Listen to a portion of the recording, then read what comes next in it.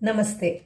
जर तुम्हाला कंबरदुखीचा त्रास असेल आणि पायात जर मुंग्या येत असतील, ज्याला शियाटिका असं म्हणतात, असा जर त्रास तुम्हाला असेल, तर हे तुम्हाला माहिती असणं खूप आवश्यक आहे की सर्जरी म्हणजेच ऑपरेशन केव्हा नाही करायचं. तुम्ही जर तुमच्या दोन्ही पायांवरती उभं राहू शकत असाल, दोन्ही बोटांवरती म्हणजेच पंजावर करून टाचवर करून बोटांवर उभं राहू शकत असाल, चालू शकत असाल, दोन्ही टाचावरती वजन घेऊन जर तुम्ही चालू शकत असाल, त्याचप्रमाणे जर तुम्हाला लघवी आणि टॉयलेटला कुठलाही त्रास होत नसेल, बाउल अँड ब्लॅडर इन्व्हॉल्वमेंट कुठल्याही प्रकारचं जर नसेल, तर तुम्हाला मुळात ऑपरेशनची खरंच गरजच नाही आहे. कारण फक्त दुखण्यासाठी आणि ज्या वेदना होत आहेत त्या सहन होत नाही आहेत म्हणून, आणि तुम्हाला जो पायामध्ये जो एक पेन जो कंटिन्यू येत आहे त्यासाठी ऑपरेशन हे मुळात केलंच नाही पाहिजे.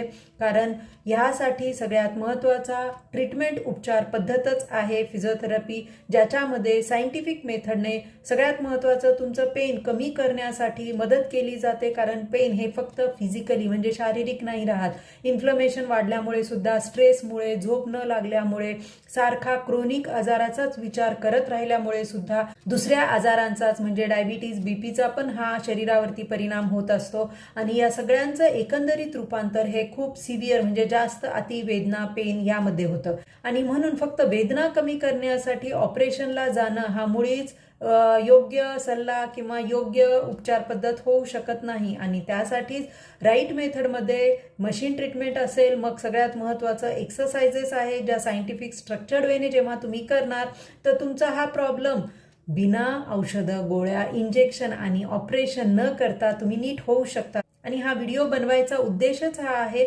खूपदा पेशंट्स लोकांना ही माहिती नसते आणि ते डायरेक्ट आधी MRI काढतात आणि मग खूप त्रास आहे, मग बेड रेस्ट घ्या, मग इंजेक्शन घ्या, नाही तर मग सर्जरीला जा. या सगळ्या प्रोसेसमध्ये गेल्यामुळे सर्जरी केल्यानंतरही वेदना तशाच राहतात किंवा पुन्हा थोड्या दिवसांनी सुरू होतात. आणि मग लक्षात येतं की अरे सर्जरी तर केली, फायदा तर नाही झाला. आणि म्हणूनच रूट कॉजवर जोपर्यंत मूळ आजारावरती कारण काय आहे ते समजून न घेता आपण ट्रीटमेंट करणार, तर आपल्याला जो रिझल्ट पाहिजे आहे तो मिळत नाही. आणि म्हणून सिम्पटम फक्त आहेत म्हणून ट्रीटमेंट, इंजेक्शन, सर्जरीपर्यंत जाणे हेच मुळात चूक आहे. तर नेहमी लक्षात ठेवा, वेदना कमी करण्यासाठी सायंटिफिक मेथडने फिजिओथेरपी ट्रीटमेंट करा आणि आपल्याला स्वतःला सर्जरी, ऑपरेशन किंवा इंजेक्शन, मेडिसिन्सपासून दूर ठेवा.